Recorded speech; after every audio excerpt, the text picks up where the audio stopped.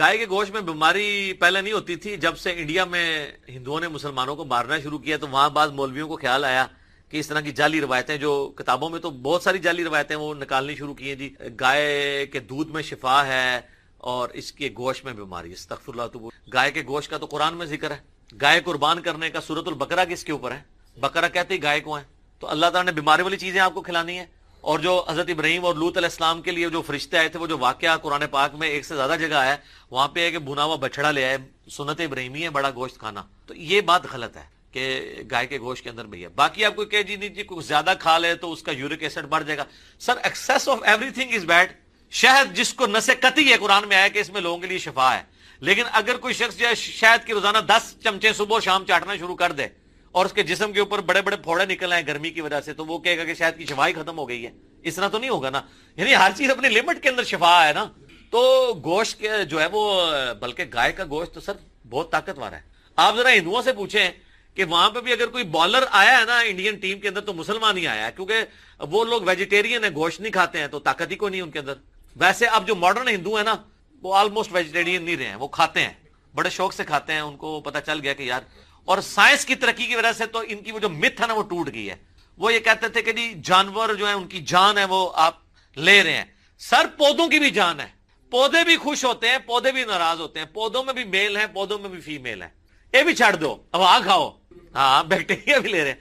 سر آپ کے معدے میں یوزفل بیکٹیریا ہیں جو آپ کے کھانے کو ہضم کرتے ہیں. آپ کا کوئی جسم میں کوئی 1 اسکوائر انچ بھی نہیں جہاں پہ بیکٹیریا نہ پل رہے ہو. آپ ویسے بھی اگر کوئی چیز ایسے چاٹتے ہیں نا, کوئی بھی چیز, تو کئی بیکٹیریا جو یہاں پہ تھے بیچارے وہ تھے, وہ آپ کے اندر چلے جاتے ہیں. تو وہ اس طرح آپ یہ جو جین مت کے ماننے والے ہیں وہ ننگے پاؤں چلتے ہیں. وہ کہتے ہیں جی ہماری وجہ سے جو ہے نا وہ کوئی کیڑا نہ ہمارے پاؤں کے نیچے. کیڑے تو انہوں نے دیکھ لیے, جو کئی چیزیں جو ہیں انسان کا امیونٹی سسٹم اتنا یعنی زبردست ہے کہ یہ تو وائرس کو مار دیتا ہے جنگ کر کے. تو آپ تو روزانہ کروڑوں بیکٹیریا کے قاتل ہیں. آپ کا جو امیونٹی سسٹم ہے تو وہ آپ تو چند ہزار کیڑے بچا رہے ہیں, جو اتنے بیکٹیریا آپ مار رہے ہیں. ٹھیک ہے, یہ آپ کو جو چھینک آتی ہے وہ بھی آپ کا امیونٹی سسٹم ریئیکٹ کرتا ہے کہ کوئی اس طرح کے جراثیم جانے لگتے ہیں, اٹھا کے برے مارتے ہیں. کتنے آپ کے کھانے والی چیزوں میں ایسے ہارمفل بیکٹیریا ہیں, وہ معدے کے جب تیزاب میں جاتے ہیں وہ فارغ ہو جاتے ہیں. تو یہ ساری نان سائنٹیفک باتیں تھی, اس لیے مٹی پلید ہو رہی ہے. اور صرف ان کی نہیں ہو رہی ہے, جس طرح مسلمانوں کے اندر بابوں کی کہانیوں کی مٹی پلید ہو رہی ہے نا, تو ان کی بھی ہو رہی ہے. وہ بھی عجیب و غریب باتیں کرتے تھے. اب وہ باتیں جب سائنٹیفکلی ان کو ہم انالیسس کر رہے ہیں تو اب لوگ کہتے ہیں کہ جی وہ بابا فرید کا لوٹے میں بجلی قید ہوئی ہے. تو اب وہ خود اس کا مذاق اڑا رہے ہیں کہ یار بجلی کا اس سے کیا لینا دینا ہے, جو مرضی کرتے رہو, باتیں جو مرضی بنا لو. صحیح. علی بھی اگلا سوال ہے, قربانی کا پریکٹیکل طریقہ ریکارڈ کروا دیں. تو علماء پال ہیں یار, نماز کا پریکٹیکل طریقہ ہو سکتا ہے, وضو کا ہو سکتا ہے, قربانی کا پریکٹیکل طریقہ کیسے کریں؟ قربانی کا پریکٹیکل طریقہ آپ نے سیکھنا ہے تو آپ جن مساجد کے اندر کسائی وغیرہ عید قربان والے دن قربانی کر رہے ہوتے ہیں, اللہ کے فضل سے یہ ان چند چیزوں میں ہے جس میں کوئی مسلمان غلطی نہیں کرتے ہیں, کیونکہ وہ ایک اس میں چیز کوئی غلطی کرنے والی ہے نہیں ہے نا. جتنے کسائی ہیں وہ سالہ سال سے کر رہے ہیں, ان کو یہ پتا ہے کہ ہم نے اس کو قبلہ رخ گرانا ہے. وہ گرانے کے بعد خود بخود گردن قبلہ رخ کرتے ہیں اس کی, پھر وہ دائیں ہاتھ میں چھری پکڑتے ہیں اور بلند آواز سے بسم اللہ اللہ اکبر, کیونکہ وہاں پہ سارے منشی کھڑے ہوتے ہیں, لوگ دیکھ رہے ہوتے ہیں. عام دنوں میں تو وہ اپنے کانوں تک پہنچاتے ہیں نا, اور یہ ضروری ہے اپنے کان کا سننا بھی. اور عید کے دن تو وہ اونچے اونچے وہ پڑھ رہے ہوتے ہیں. یہ 3 ہی کام آپ نے کرنے ہیں, ان میں سے فرض کام تو ایک ہی ہے کہ بسم اللہ اونچی آواز سے پڑھ کے بسم اللہ واللہ اکبر آپ نے چھری چلانی ہے. باقی اس کو قبلہ رخ رکھنا یا دائیں ہاتھ سے کرنا یہ مستحبات میں. تو یہی پریکٹیکل طریقہ ہے, اس میں کوئی ایسی چیز ہے نہیں ہے نا. ہاں باقی آپ یہ مجھے کہ جانور گرانے کا پریکٹیکل طریقہ کوئی آپ کو بتایا جائے. سر یوٹیوب کے اوپر کافی سارے طریقے ہیں کہ وہ بڑے بڑے آسان طریقوں سے لوگ گرا لیتے ہیں. جناب 1 منٹ کے اندر 40 اونٹ نہر کر دیے, کئی اتنے مار قسم کے کسائی ہیں. تو وہ آپ وہ دیکھیں, جو اناڑی کسائی ہیں, جو موسمی کسائی ہیں, ان سے تو ایک بیل نہیں گر رہا ہوتا. تو وہ جو پریکٹیکل طریقہ ہے نا, وہ آپ ٹیکنیکلی جو پکے قسم کے موسمی کسائی نہیں ہیں بلکہ صحیح والے کسائی, ان سے دیکھو وہ بڑے آسانی سے بڑے بڑے جانوروں کو ایک جو ہے وہ ٹانگ باندھ کے بیل, اتنے بڑے بڑے بیل گرا لیتے ہیں. اور اتنے بڑے بڑے اونٹ کو تو آپ کو صرف 1 پاؤں آپ اس کا باندھ لیں تو سفیشینٹ ہے. اس کو آپ ڈالیں تو وہ وہیں پہ کھڑا رہتا ہے, خون اس کا گرتا ہے اور وہیں پہ وہ نہر ہو کے. لیکن اب آپ اونٹ کو گرا کے ذبح کرنے کی کوشش کریں تو سر وہ تو نہیں آپ سے گرے گا, وہ بہت طاقتور جانور ہے, اس لیے اس کے لیے نہر سنت ہے. اور بخاری مسلم میں حدیث ہے کہ نہر کرنا سنت ہے. عبداللہ بن عمر اس چیز کو ناپسند کرتے تھے کہ کوئی شخص اونٹ کو گرا کے ذبح کرے, کہتے تھے خلاف سنت ہے. اور نہر اتنا آسان ہے, اس کے نیچے چلے جاؤ, نرم سی جگہ, ایسے مارے آپ چھری, وہ نہ بدکتا ہے نہ کچھ کرتا ہے, وہ کھڑا رہتا ہے کچھ دیر تو اسے سمجھ ہی نہیں لگتی نا, اسی دوران اس کا اتنا خون گر جاتا ہے کہ بلڈ پریشر اس کا لاس ہو جاتا ہے اور وہ وہیں پہ گر جاتا ہے ایسے کا. لیکن اگر آپ اس کو گرانے کی کوشش کریں تو وہ تو جناب آپ کے ساتھ وہ کچھ کرے گا. اس کو آپ نے نہر کرنا ہے, فصلی لربک وانحر, اپنے رب کا نام لے کر نماز پڑھو اور نہر کرو. علی بھی اگلا سوال ہے, قربانی کا گوشت کتنے دن تک کھا سکتے ہیں؟ قربانی کا گوشت اگر تو آفت والے کوئی معاملات نہیں ہے, بخاری مسلم میں آیا نا کہ جب قحط پڑ گیا تو حضور نے 3 دن سے زیادہ گوشت, اور جب قحط نہیں تھا تو آپ نے عام اجازت دی جتنی دیر آپ سٹور کر سکتے. اس کو اب آپ نے میڈیکلی چیک کرنا ہے. ویسے اگر آپ وہ تشریق والا کام کر لیں نا, یعنی دھوپ میں خشک کر کے, وہ تو آپ کئی مہینوں کھائیں, اس میں کوئی بیماری نہیں. فریزر میں جو آپ رکھتے ہیں, بعض ڈاکٹر کہتے ہیں 1 مہینے سے زیادہ اس کو ڈیلے نہ کریں, اس میں وہ بیکٹیریا اس طریقے سے ڈورمنٹ پوزیشن میں چلے جاتے ہیں. لیکن دھوپ میں آپ جو گوشت خشک کر لیتے ہیں نا, اس کے تو بیکٹیریا ختم, اس میں اب تعفن. تو یہ چونکہ میڈیکل کی فیلڈ کا سوال ہے تو آپ ڈاکٹر سے رابطہ کریں, وہ تو 1 مہینے کا کہتے ہیں کہ زیادہ سے زیادہ اتنی دیر اس کو زیادہ دیر سٹور نہ کیا. آپ جتنی جلدی کر سکتے ہیں کھائیں, باقی غریبوں. ہاں جو دھوپ میں خشک کیا ہوا گوشت ہے وہ آپ کئی مہینوں بھی اس کو استعمال کریں, وہ تو آپ سمجھ لیں اچار کے ایکویلنٹ ہے. آئل میں آپ نے اچار ڈال دیا ہے, اس میں آپ بیکٹیریا پڑنا ہی نہیں. تو اس طرح اس کا بھی ہے. جزاک اللہ. علی بھی اگلا سوال ہے, اگر جانور زخمی ہو کر بھاگ جائے تو اسے گولی مار کر ذبح کیا جا سکتا ہے؟ گولی مار کے ذبح تو کرنے کی ضرورت نہیں پڑے گی. گولی ماریں گے تو وہ گر جائے گا, اور اس کی جان فوراً تو نہیں, یہ کوئی چڑیا تو نہیں ہے نا, جانور کی جان تو کافی دیر سے نہیں. تو گولی مارنے کے بعد جب وہ گر جائے تو پھر جا کے اسے ذبح کر لیں. اور اگر بسم اللہ اللہ اکبر پڑھ کے آپ نے گولی ماری ہے تو گولی چیرنے کا کام بھی کرتی ہے, چاہے وہ گردن پہ نہیں کسی اور جگہ پہ بھی لگے تو وہ اسی کیٹیگری میں جو آلریڈی میرا کلپ ریکارڈڈ ہے کہ جتنے شکاری جو کتے ہوتے ہیں جو آپ نے پالے ہوئے, اس سے قربانی کا جو طریقہ ہے وہ آپ چھرا مار کے, تو وہ کتے کے پہنچنے سے پہلے جانور مر جائے یا آپ کے تک پہنچنے تو وہ حلال ہی ہوگا, کیونکہ وہ چیرتی بھی ہے, وہ چھری کا کام بھی. تو اگر آپ نے ماری بسم اللہ اللہ اکبر کہہ کے گولی ماری, مر گیا اسی گولی سے, حلال ہوگا. لیکن یہ مرتا نہیں ہے, آپ وہاں پہنچے جا کے اس کو, لیکن سر میں گولی نہ مارے, کسی اور جگہ جہاں سے خون نکلے. لیکن یہ ایز اے لاسٹ ریزارٹ ہے جب آپ کے قابو سے باہر ہو گیا, ورنہ تو آپ اگر ماہر ہیں تو اس تک کی نوبت ہی نہیں آتی. علی بھی اگلا سوال ہے, کیا سب سے پہلے کلیجی کا گوشت کھانا سنت ہے؟ اس طرح کی کوئی حدیث میرے علم میں تو نہیں ہے. جو آپ کو پسند ہے سب سے پہلے وہ کھائیں. کلیجی کا پسند ہے تو کلیجی کا یہ ذرا جلدی پک جاتی ہے, ٹیسٹی بھی ہوتی ہے, تو وہ ذرا آسانی ہو جاتی, تو ٹھیک ہے کھائیں جی. گائے کے گوشت میں بیماری پہلے نہیں ہوتی تھی, جب سے انڈیا میں ہندوؤں نے مسلمانوں کو مارنا شروع کیا تو وہاں بعض مولویوں کو خیال آیا کہ اس طرح کی جعلی روایتیں, جو کتابوں میں تو بہت ساری جعلی روایتیں وہ نکالنی شروع کی ہیں جی, گائے کے دودھ میں شفا ہے اور اس کے گوشت میں بیماری. استغفر اللہ. تو گائے کے گوشت کا تو قرآن میں ذکر ہے, گائے قربان کرنے کا سورۃ البقرہ کس کے اوپر ہے, بقرہ کہتے ہی گائے کو ہے. تو اللہ تعالیٰ نے بیماری والی چیزیں آپ کو کھلانی ہے. اور جو حضرت ابراہیم اور لوط علیہ السلام کے لیے جو فرشتے آئے تھے, وہ جو واقعہ قرآن پاک میں 1 سے زیادہ جگہ ہے, وہاں پہ ہے کہ بھنا ہوا بچڑا لے آئے, سنت ابراہیمی ہے بڑا گوشت کھانا. تو یہ بات غلط ہے کہ گائے کے گوشت کے اندر بھی ہے. باقی آپ کو کہ جی نہیں جی کوئی زیادہ کھا لے تو اس کا یورک ایسڈ بڑھ جائے گا. Sir excess of everything is bad. شہد جس کو نسے قطعی ہے قرآن میں آیا کہ اس میں لوگوں کے لیے شفا ہے, لیکن اگر کوئی شخص جو ہے شہد کی روزانہ 10 چمچے صبح شام چاٹنا شروع کر دے اور اس کے جسم کے اوپر بڑے بڑے پھوڑے نکل آئے گرمی کی وجہ سے, تو وہ کہے گا کہ شہد کی شفا ہی ختم ہو گئی ہے. اس طرح تو نہیں ہوگا نا, یعنی ہر چیز اپنی لمٹ کے اندر شفا ہے نا. تو گوشت کے جو ہے وہ, بلکہ گائے کا گوشت تو سر بہت طاقتور ہے. آپ ذرا ہندوؤں سے پوچھیں کہ وہاں پہ بھی اگر کوئی بالر آیا ہے نا انڈین ٹیم کے اندر تو مسلمان ہی آیا ہے, کیونکہ وہ لوگ ویجیٹیرین ہیں, گوشت نہیں کھاتے ہیں, تو طاقت ہی کو نہیں ان کے اندر. ویسے اب جو ماڈرن ہندو ہیں نا وہ آلموسٹ ویجیٹیرین نہیں رہے ہیں, وہ کھاتے ہیں, بڑے شوق سے کھاتے ہیں. ان کو پتہ چل گیا کہ یار, اور سائنس کی ترقی کی وجہ سے تو ان کی وہ جو متھ ہے نا وہ ٹوٹ گئی ہے. وہ یہ کہتے تھے کہ جی جانور جو ہیں ان کی جان ہے وہ آپ لے رہے ہیں. سر پودوں کی بھی جان ہے, پودے بھی خوش ہوتے ہیں, پودے بھی ناراض ہوتے ہیں, پودوں میں بھی میل ہیں, پودوں میں بھی فیمیل ہیں. یہ بھی چھڑ دو, اب آ کھاؤ. ہاں بیکٹیریا بھی لے رہے ہیں. سر آپ کے معدے میں یوزفل بیکٹیریا ہیں جو آپ کے کھانے کو ہضم کرتے ہیں. آپ کا کوئی جسم میں کوئی 1 اسکوائر انچ بھی نہیں جہاں پہ بیکٹیریا نہ پل رہے ہو. آپ ویسے بھی اگر کوئی چیز ایسے چاٹتے ہیں نا, کوئی بھی چیز, تو کئی بیکٹیریا جو یہاں پہ تھے بےچارے وہ تھے, وہ آپ کے اندر چلے جاتے. تو وہ اس طرح آپ یہ جو جین مت کے ماننے والے ہیں وہ ننگے پاؤں چلتے ہیں. وہ کہتے ہیں جی ہماری وجہ سے جو ہے نا وہ کوئی کیڑا نہ ہمارے پاؤں کے نیچے. کیڑے تو انہوں نے دیکھ لیے, جو کئی چیزیں جو ہیں انسان کا امیونٹی سسٹم اتنا یعنی زبردست ہے کہ یہ تو وائرس کو مار دیتا ہے جنگ کر کے. تو آپ تو روزانہ کروڑوں بیکٹیریا کے قاتل ہیں. آپ کا جو امیونٹی سسٹم ہے تو وہ آپ تو چند ہزار کیڑے بچا رہے ہیں جو اتنے بیکٹیریا آپ مار رہے ہیں. ٹھیک ہے, یہ آپ کو جو چھینک آتی ہے وہ بھی آپ کا امیونٹی سسٹم ریئیکٹ کرتا ہے کہ کوئی اس طرح کے جراثیم جانے لگتے ہیں, اٹھا کے برے مارتے ہیں. کتنے آپ کے کھانے والی چیزوں میں ایسے ہارمفل بیکٹیریا ہیں, وہ معدے کے جب تیزاب میں جاتے ہیں وہ فارغ ہو جاتے ہیں. تو یہ ساری نان سائنٹیفک باتیں تھی, اس لیے مٹی پلید ہو رہی ہے. اور صرف ان کی نہیں ہو رہی ہے, جس طرح مسلمانوں کے اندر بابوں کی کہانیوں کی مٹی پلید ہو رہی ہے نا, تو ان کی بھی ہو رہی ہے. وہ بھی عجیب و غریب باتیں کرتے تھے. اب وہ باتیں جب سائنٹیفکلی ان کو ہم انالیسس کر رہے ہیں تو اب لوگ کہتے ہیں کہ جی وہ بابا فرید کا لوٹے میں بجلی قید ہوئی ہے. تو اب وہ خود اس کا مذاق اڑا رہے ہیں کہ یار بجلی کا اس سے کیا لینا دینا ہے, جو مرضی کرتے رہو, باتیں جو مرضی بنا لو. صحیح. علی بھی اگلا سوال ہے, قربانی کا پریکٹیکل طریقہ ریکارڈ کروا دیں. تو علماء والا نے یار نماز کا پریکٹیکل طریقہ ہو سکتا ہے, وضو کا ہو سکتا ہے, قربانی کا پریکٹیکل طریقہ کیسے کریں؟ قربانی کا پریکٹیکل طریقہ آپ نے سیکھنا ہے تو آپ جن مساجد کے اندر کسائی وغیرہ عید قربان والے دن قربانی کر رہے ہوتے ہیں, اللہ کے فضل سے یہ ان چند چیزوں میں ہے جس میں کوئی مسلمان غلطی نہیں کرتے ہیں, کیونکہ وہ ایک اس میں چیز کوئی غلطی کرنے والی ہے نہیں ہے نا. جتنے کسائی ہیں وہ سال سے کر رہے ہیں, ان کو یہ پتا ہے کہ ہم نے اس کو قبلہ رخ گرانا ہے. وہ گرانے کے بعد خود بخود گردن قبلہ رخ کرتے ہیں اس کی, پھر وہ دایاں ہاتھ میں چھری پکڑتے ہیں اور بلند آواز سے بسم اللہ اللہ اکبر, کیونکہ وہاں پہ سارے منشی کھڑے ہوتے ہیں, لوگ دیکھ رہے ہوتے ہیں.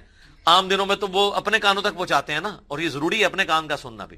اور عید کے دن تو وہ اونچے وہ پڑھ رہے ہوتے ہیں. یہ 3 ہی کام آپ نے کرنے ہیں, ان میں سے فرض کام تو ایک ہی ہے کہ بسم اللہ اونچی آواز سے پڑھ کے بسم اللہ واللہ اکبر آپ نے چھری چلانی ہے. باقی اس کو قبلہ رخ رکھنا یا دائیں ہاتھ سے کرنا یہ مستحبات میں. تو یہی پریکٹیکل طریقہ ہے, اس میں کوئی ایسی چیز ہے نہیں ہے نا. ہاں باقی آپ یہ مجھے کہ جانور گرانے کا پریکٹیکل طریقہ کوئی آپ کو بتایا جائے. سر یوٹیوب کے اوپر کافی سارے طریقے ہیں کہ وہ بڑے بڑے آسان طریقوں سے لوگ گرا لیتے ہیں. جناب 1 منٹ کے اندر 40 اونٹ نہر کر دیے, کئی اتنے مار قسم کے کسائی ہیں. تو وہ آپ وہ دیکھیں, جو اناڑی کسائی ہیں, جو موسمی کسائی ہیں, ان سے تو ایک بیل نہیں گر رہا ہوتا. تو وہ جو پریکٹیکل طریقہ ہے نا, وہ آپ ٹیکنیکلی جو پکے قسم کے موسمی کسائی نہیں ہیں بلکہ صحیح والے کسائی, ان سے دیکھو وہ بڑے آسانی سے بڑے بڑے جانوروں کو ایک جو ہے وہ ٹانگ باندھ کے بیل, اتنے بڑے بڑے بیل گرا لیتے ہیں. اور اتنے بڑے بڑے اونٹ کو تو آپ کو صرف 1 پاؤں آپ اس کا باندھ لیں تو سفیشینٹ ہے. اس کو آپ ڈالیں تو وہ وہیں پہ کھڑا رہتا ہے, خون اس کا گرتا ہے اور وہیں پہ وہ نہر ہو کے. لیکن اب آپ اونٹ کو گرا کے ذبح کرنے کی کوشش کریں تو سر وہ تو نہیں آپ سے گرے گا, وہ بہت طاقتور جانور ہے, اس لیے اس کے لیے نہر سنت ہے. اور بخاری مسلم میں حدیث ہے کہ نہر کرنا سنت ہے. عبداللہ بن عمر اس چیز کو ناپسند کرتے تھے کہ کوئی شخص اونٹ کو گرا کے ذبح کرے, کہتے تھے خلاف سنت ہے. اور نہر اتنا آسان ہے, اس کے نیچے چلے جاؤ, نرم سی جگہ, ایسے مارے آپ چھری, وہ نہ بدکتا ہے نہ کچھ کرتا ہے, وہ کھڑا رہتا ہے کچھ دیر تو اسے سمجھ ہی نہیں لگتی نا. اسی دوران اس کا اتنا خون گر جاتا ہے کہ بلڈ پریشر اس کا لاس ہو جاتا ہے اور وہ وہیں پہ گر جاتا ہے ایسے کر. لیکن اگر آپ اس کو گرانے کی کوشش کریں تو وہ تو جناب آپ کے ساتھ وہ کچھ کرے گا. اس کو آپ نے نہر کرنا ہے. فصلی لربک وانحر, اپنے رب کا نام لے کر نماز پڑھو اور نہر کرو. علی بھی اگلا سوال ہے, قربانی کا گوشت کتنے دن تک کھا سکتے ہیں؟ قربانی کا گوشت اگر تو آفت والے کوئی معاملات نہیں ہے, بخاری مسلم میں ہے نا کہ جب قحط پڑ گیا تو حضور نے 3 دن سے زیادہ گوشت, اور جب قحط نہیں تھا تو آپ نے عام اجازت دی جتنی دیر آپ سٹور کر سکتے. اس کو اب آپ نے میڈیکلی چیک کرنا ہے. ویسے اگر آپ وہ تشریق والا کام کر لیں نا, یعنی دھوپ میں خشک کر کے, وہ تو آپ کئی مہینوں کھائیں, اس میں کوئی بیماری نہیں. فریزر میں جو آپ رکھتے ہیں, بعض ڈاکٹر کہتے ہیں کہ مہینے سے زیادہ اس کو ڈیلے نہ کریں, اس میں وہ بیکٹیریا اس طریقے سے ڈورمنٹ پوزیشن میں چلے جاتے ہیں. لیکن دھوپ میں آپ جو گوشت خشک کر لیتے ہیں نا, اس کے تو بیکٹیریا ختم, اس میں اب تعفن. تو یہ چونکہ میڈیکل کی فیلڈ کا سوال ہے تو آپ ڈاکٹر سے رابطہ کریں, وہ تو 1 مہینے کا کہتے ہیں کہ زیادہ سے زیادہ اتنی دیر اس کو زیادہ دیر سٹور نہ کیا. آپ جتنی جلدی کر سکتے ہیں کھائیں, باقی غریبوں. ہاں جو دھوپ میں خشک کیا ہوا گوشت ہے وہ آپ کئی مہینوں بھی اس کو استعمال کریں, وہ تو آپ سمجھ لیں اچار کے ایکویلنٹ ہے. آئل میں آپ نے اچار ڈال دیا ہے, اس میں آپ بیکٹیریا پڑنا ہی نہیں. تو اس طرح اس کا بھی ہے. علی بھی اگلا سوال ہے, اگر جانور زخمی ہو کر بھاگ جائے تو اسے گولی مار کر ذبح کیا جا سکتا ہے؟ گولی مار کے ذبح تو کرنے کی ضرورت نہیں پڑے گی. گولی ماریں گے تو وہ گر جائے گا, اور اس کی جان فوراً تو نہیں, یہ کوئی چڑیا تو نہیں ہے نا, جانور کی جان تو کافی دیر سے نہیں. تو گولی مارنے کے بعد جب وہ گر جائے تو پھر جا کے اسے ذبح کر لیں. اور اگر بسم اللہ اللہ اکبر پڑھ کے آپ نے گولی ماری ہے تو گولی چیرنے کا کام بھی کرتی ہے, چاہے وہ گردن پہ نہیں کسی اور جگہ پہ بھی لگے. تو وہ اسی کیٹیگری میں جو آلریڈی میرا کلپ ریکارڈڈ ہے کہ جتنے شکاری جو کتے ہوتے ہیں جو آپ نے پالے ہوئے, اس سے قربانی کا جو طریقہ ہے وہ آپ چھرا مار کے, تو وہ کتے کے پہنچنے سے پہلے جانور مر جائے یا آپ کے تک پہنچنے تو وہ حلال ہی ہوگا, کیونکہ وہ چیرتی بھی ہے, وہ چھری کا کام بھی. تو اگر آپ نے ماری بسم اللہ اللہ اکبر کہہ کے گولی ماری, مر گیا اسی گولی سے, حلال ہوگا. چھوڑنے والا گناہگار نہیں. لہذا اب اس میں خصوصاً ہمارے اہل سنت میں سے جو اہل حدیث مکتبہ فکر کے لوگ ہیں ان کے لیے بہت بڑا لمحہ فکری ہے, کیونکہ اہل حدیث مکتبہ فکر کے لوگ جو ہے وہ حنفیوں کے مقابلے پر یہ بہت چیز پروپیگیٹ کرتے ہیں کہ جی حنفی اس کو واجب کہتے ہیں, حالانکہ یہ سنت ہے. دیکھیں ابو بکر و عمر نے چھوڑ دی. اب اگر ہم چند فینیٹکس قسم کے اہل حدیث علماء والا فتویٰ لگائیں کہ آپ حدیث کو چھوڑ کے ابو بکر و عمر کے پیچھے لگے ہوئے ہیں, جو یہ اکثر کہہ دیتے ہیں جب ہم ان کو کوئی صحابی کا قول بتاتے ہیں تو کہتے ہیں جی حدیث دیکھیں, آپ ابو بکر و عمر کے پیچھے چل پڑے. اور حالانکہ یہاں پر حدیث کو دیکھا جائے تو حنفی بالکل ٹھیک ہے, صرف حدیث کو کہ عیدگاہوں کے قریب بھی نہ آئے جو قربانی نہیں کرتا, تو واجبیت نکلتی ہے. لیکن اس حدیث کا فہم صحابہ سے سمجھا کہ آپ صلی اللہ علیہ وسلم نے ڈرانے کے لیے کہا ہے، اتنی تاکید کی ہے. اس سے مراد واجبیت نہیں بلکہ سنت موقدہ ہے، اور اس کا سہارا جو ہے وہ یہی سیدنا ابوبکر اور عمر کا عمل ہے. ورنہ حدیث پہ جائیں تو اب یہاں پر تمام اہل حدیث کہتے ہیں کہ نہیں ابوبکر اور عمر نے اگر یہ کیا ہے رضی اللہ تعالیٰ عنہما تو یہی وجہ ہے. تو ہم بھی کہتے ہیں بھائیو داڑھی کے مسئلے میں بھی جو عبداللہ بن عمر رضی اللہ تعالیٰ عنہما اور سیدنا ابو ہریرہ دو ہی راوی ہیں داڑیاں بڑھاؤ اور مونچھیں پست کرو. اس حدیث کے دو ہی راوی ہیں اور دونوں مٹھی کے بعد داڑھی کاٹنے کے قائل تھے اور کاٹتے تھے. صحیح بخاری میں ہے کہ وہ حج اور عمرے کے موقع پر عبداللہ بن عمر کاٹتے تھے، اور سنن ابی داؤد کے اندر اور الموطا امام مالک میں ہے کہ مطلقاً کاٹتے تھے. وہ پوری ڈیٹیل کے ساتھ میں نے گفتگو کی ہے اہل سنت پاک.com پر. ابھی تک جن جن علماء نے سنی کسی کے پاس جواب نہیں ہے. مسئلہ نمبر 33 کے نام سے 1 گھنٹے کی گفتگو ہے، داڑھی کی اہمیت اور اس کی مقدار کا بیان، اور اس میں دونوں ایکسٹریم رویے جو ہیں میں نے ان کا الحمدللہ رد کیا ہے کہ صحابہ کے فہم کو دیکھنا ہے. خام خانی کہہ دینا کہ صحابہ نے غلط کام کیا ہے، ورنہ سب سے پہلے تو تراویح کی نماز بند کروائی جائے جو بخاری اور مسلم میں حدیث ہے نبی صلی اللہ علیہ وسلم نے 3 دن پڑھی. وہاں پھر صحابہ اکرام کی بنا لیتے ہیں نہیں جی صحابہ نے شروع کروائی تھی، تو اب مرفوع حدیث کہاں گئی؟ تو صحابہ اکرام علیہم رضوان کا اگر کوئی عمل حضور صلی اللہ علیہ وسلم کے خلاف ہو ہمارے سینس میں وہ ریجیکٹڈ نہیں ہوگا. این ممکن ہے وہی فارم ہو اس کا، تا وقت کہ صحابہ میں اختلاف نہ ہو جائے. اختلاف ہو جائے پھر ہم دیکھیں گے جمہور کی رائے کیا ہے. جیسا کہ حج تمتع کے مسئلے میں عبداللہ بن عمر اور سیدنا عمر کیا اختلاف ہوا، بالکل ٹھیک ہو گیا. سیدنا عمر نے اپنا ڈیسیژن واپس لیا، جامع ترمذی میں موجود ہے. جہاں اختلاف کوئی نہ پایا جاتا ہو تو 14ویں صدی کے ملوں کے کہنے پر عبداللہ بن عمر کو ہم بدعتی نہیں کہہ سکتے اس مسئلے میں، والعیاذ باللہ تعالی. تو یہ مسئلہ میں نے یہاں پر الحمدللہ کلیئر کر دیا. پوائنٹ نمبر 2، قربانی کے لیے نصاب کیا ہے، یعنی کس بندے کے پاس کتنا روپیہ یا مال ہو تو وہ قربانی کرے گا. تو بھائیو اس پہ میں آلریڈی ایک حدیث تو بیان کر چکا کہ جس پہ استطاعت ہے وہی قربانی جو ہے وہ کرے گا. استطاعت میں کوئی نصاب بیان نہیں کیا آپ صلی اللہ علیہ وسلم، جو بھی جانور خرید سکتا ہے. لہذا یہ جو زکوٰۃ کا نصاب لگایا ہوا ہے یہ بالکل من گھڑت بات ہے، ایسی بات نہیں ہے. کوئی زکوٰۃ کا نصاب نہیں، جو بھی جانور خرید سکتا ہے اگر انہی دنوں میں اس کے پاس اتنا پیسہ آ گیا کہ وہ جانور خرید سکتا ہے، چاہے وہ صاحب نصاب نہیں بھی ہے زکوٰۃ کے حوالے سے، تب بھی اس نے قربانی کرنی ہوگی، سنت موقدہ ہے. اب یہاں پر بعض لوگوں نے آج کل بڑے مجھے فون بھی آ رہے ہوتے ہیں جی جناب ہم تو مقروض ہیں، تو سنا ہے کہ مقروض کے اوپر جو ہے وہ قربانی نہیں ہے. بھائی دنیا میں کون سا بندہ ہے جو مقروض نہیں ہے؟ آپ نے جو کمیٹیاں ڈالی ہوتی ہیں لاکھ 2-2 لاکھ کی، تو مقروض ہی تو ہوتے ہیں. تیسری کمیٹی لے کر بیٹھ جاتے ہیں، ابھی پیچھے 15 کمیٹیاں باقی ہوتی ہیں، تو قرض ہوتا ہے آپ پر. اس حساب سے تو دنیا میں کسی پر بھی قربانی نہیں بنے گی. یہ مقروض شروع والی یہ سب من گھڑت اور فراڈ والی باتیں ہیں، کوئی ایسی بات نہیں ہے. قرضہ تو ہر بندے پر ہے. اور دوسری طرف حال یہ ہے کہ اگر سالی کی شادی آ جائے تو قرضہ بھی اٹھا کر جو ہے وہ بیوی بچوں کو کپڑے اور جوتیاں لے کر دیں گے، اور کوئی سرمنی آ جائے سارے کام کریں گے، لیکن قربانی میں جی میں تو مقروض ہوں. تو قرض بھی اگر اٹھانا پڑتا ہے کسی بندے کو، قربانی کرے وہ اگر وہ سمجھتا ہے کہ میں اتار سکتا ہوں. قرض تو ہم سب اٹھاتے ہیں، جو کمیٹی ڈالی ہوتی ہے قرض ہی تو اٹھایا ہوتا ہے، ہمیں پتا ہوتا ہے کہ ہم آہستہ آہستہ کر کے لوٹا دیں گے. تو اگر آپ کو قرض ملتا ہے تو ضرور قربانی کریں، کیونکہ وعید اس معاملے میں بہت سخت ہے. لیکن اگر کوئی بیچارہ بہت ہی مفلس ہے اور نہیں کر سکتا بیچارہ، تو وہ میں پہلے حدیث بتا چکا، سنن ابی داؤد، سنن نسائی اور المستدرک الحاکم میں صحیح سند کے ساتھ ہے، اور امام ذہبی نے بھی موافقت کی ہے کہ آپ صلی اللہ علیہ وسلم نے فرمایا کہ جس میں استطاعت نہیں ہے وہ پھر عید والے دن اپنے ناخن کاٹ لے اور بغلوں کے بال اور زیر ناف بال صاف کر لے. اور اس میں امپلائڈ ہے کہ پھر وہ یکم ذی الحجہ سے لے کر قربانی تک، قربانی کے دن تک، عید کی نماز تک یہ بال نہیں کاٹے گا، تو اللہ تعالیٰ اسے پوری قربانی کا ثواب انشاءاللہ عطا فرما دے گا. پوائنٹ نمبر 3 کہ ایک خاندان کے ایک فرد پر قربانی ہے یا سب نے ہی قربانی کرنی ہے. یہ بھی آج کل بڑا کریٹیکل ایشو ہے. یہ ساروں نے قربانی کرنی ہے؟ ایک خاندان میں جتنے بندے ہیں اور سارے امیر ہیں تو کیا سارے ہی کریں گے؟ تو بہتر تو یہی ہے سارے ہی کریں، جتنا میٹھا ڈالیں گے اتنا ہی بہتر ہے، آخرت کے لیے سیف کریں اس کو، عبادت. لیکن دین کی طرف سے obligation ہے کہ ایک خاندان کی طرف سے ایک قربانی ہوگی. ایک خاندان، ایک فیملی. اب فیملی یہ نہیں ہے کہ 5 بھائی ایک گھر میں شادی شدہ رہ رہے ہیں تو یہ ایک فیملی ہے، نہیں. ایک شادی شدہ بندہ اور اس کے بچے، یہ ایک فیملی ہے. ایک گھر میں اگر 5 بھائی ہیں تو یہ 5 فیملیز ہیں، الگ الگ اپنی قربانی دیں گے. یہ نہیں ہے نہیں جی ہم تو ابا جی کو تنخواہ دیتے ہیں، ایک ابا جی نے قربانی کر دی سب کی طرف سے ہوگی، نہیں. باقی خرچے لادا لادا ہے، قربانی کی باری ہے تو ابا جی دیں گے، نہیں. تو ایک خاندان، میاں بیوی اور بچے، وہ ایک خاندان تصور ہوں گے، ان کی طرف سے ایک قربانی. اور وہ ثبوت جامع ترمذی اور سنن ابن ماجہ میں صحیح سند کے ساتھ حدیث ہے. عطا بن یسار تابعی کہتے ہیں کہ میں نے سیدنا ابو ایوب انصاری جو نبی صلی اللہ علیہ وسلم کے میزبان تھے ان سے پوچھا کہ آپ صلی اللہ علیہ وسلم کے زمانے مبارک میں آپ لوگ قربانی کس طرح دیا کرتے تھے؟ تو انہوں نے کہا کہ آپ صلی اللہ علیہ وسلم کے مبارک زمانے میں ہم میں سے ہر شخص ایک خاندان کی طرف سے ایک ہی بکری قربان کیا کرتا تھا، اور وہ اس کے اور اس کے گھر والوں کی طرف سے تصور ہوتی تھی، لیکن بعد میں پھر صورتحال خراب ہوگی اور لوگ باہم فخر کرنے کے لیے ایک سے زیادہ قربانیاں کرنا شروع کر دیں، جس کا ذکر اگلی حدیث میں موجود ہے سنن ابن ماجہ میں ہی اور المستدرک للحاکم میں صحیح سند کے ساتھ، اور امام ذہبی نے بھی موافقت کی ہے کہ حذیفہ بن اسید رضی اللہ تعالیٰ عنہ کہتے ہیں کہ میرے گھر والوں نے مجھے اکسایا، حالانکہ میں یہ جانتا تھا کہ سنت یہ ہے کہ پورے گھر کی طرف سے ایک قربانی کی جائے، ایک بکری، لیکن میرے گھر والے مجھے اکساتے ہیں کہ میں زیادہ قربان کروں تاکہ لوگوں میں فخریہ طور پر یہ بات، یہ صحابہ کے زمانے میں یہ کام شروع ہو گیا، کیونکہ امت کا فتنہ تو مال ہے نا۔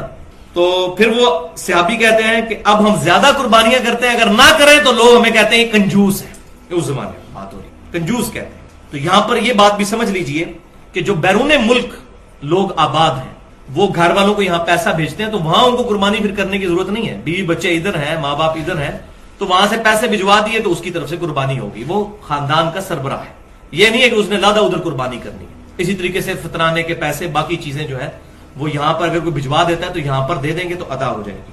اس کانٹیکسٹ میں دو اور احادیث بڑی اہم ہیں۔ پہلی حدیث صحیح مسلم کی ہے کہ آپ صلی اللہ علیہ وسلم نے فرمایا جس شخص کا قربانی کا ارادہ ہو تو وہ یکم ذوالحجہ کا چاند نظر آنے سے لے کر قربانی کرنے تک اپنے جسم سے نہ تو بال اکھیڑے اور نہ ہی ناخن۔ اسی لیے ہم نے تمام بھائیوں کو جو ہے وہ یکم ذوالحجہ سے پہلے یہ میسج کر دیا تھا کہ آج جس نے بھی غیر ضروری بال صاف کرنے ہیں یا ناخن صاف کرنے ہیں تو وہ کر لے، ناخن کاٹ لے، کیونکہ اس کی وجہ یہ ہے کہ پھر 10 دن کا گیپ آ جاتا ہے، اس میں کوئی حرج نہیں۔ صحیح مسلم میں حدیث ہے کہ آپ صلی اللہ علیہ وسلم نے زیر ناف بالوں اور ناخنوں کے لیے 40 دن کی مدت مقرر فرمائی ہے، اور اس پہ میری بڑی ایکسکلوسیو گفتگو ہے اپنی نوعیت کی منفرد اہل سنت پاک.com پر، مسئلہ نمبر 32 کے نام سے مسلمان مرد و عورت کے بالوں اور دیگر اعضاء کے احکام، اس میں نے ڈیٹیل کے ساتھ یہ ایشوز ایڈریس کیے ہیں الحمدللہ۔ تو بہرحال یہ صحیح مسلم میں حدیث ہے قربانی کرنے والے کے لیے۔ اور دوسری حدیث ہے گفٹ، کہ اگر کسی کے پاس قربانی کی استطاعت ہی نہیں ہے، یعنی فائنینشلی وہ سپورٹ نہیں کر سکتی اس کو، وہ قربانی وہ نہیں کر سکتا، تو سنن ابی داؤد میں، سنن نسائی میں اور المستدرک للحاکم میں صحیح سند کے ساتھ یہ حدیث ہے، اور امام ذہبی نے بھی موافقت کی ہے امام حاکم کی، کہ آپ صلی اللہ علیہ وسلم کی خدمت میں ایک صحابی نے عرض کی کہ اے اللہ کے رسول صلی اللہ علیہ وسلم، میرے پاس ایک دودھ دینے والی بکری ہے، اس کے علاوہ کوئی جانور نہیں، اور نہ میرے پاس اتنی ہمت ہے میں کوئی جانور خرید کے قربان کر سکوں، تو کیا میں اسی کو ذبح کر لوں؟ تو آپ صلی اللہ علیہ وسلم نے فرمایا اس کو ذبح نہ کرو، ظاہر ہے وہ سورس آف ان کے پاس ایک انکم تھا یا ان کے معاملات چلانے کے لیے، تو پھر آپ صلی اللہ علیہ وسلم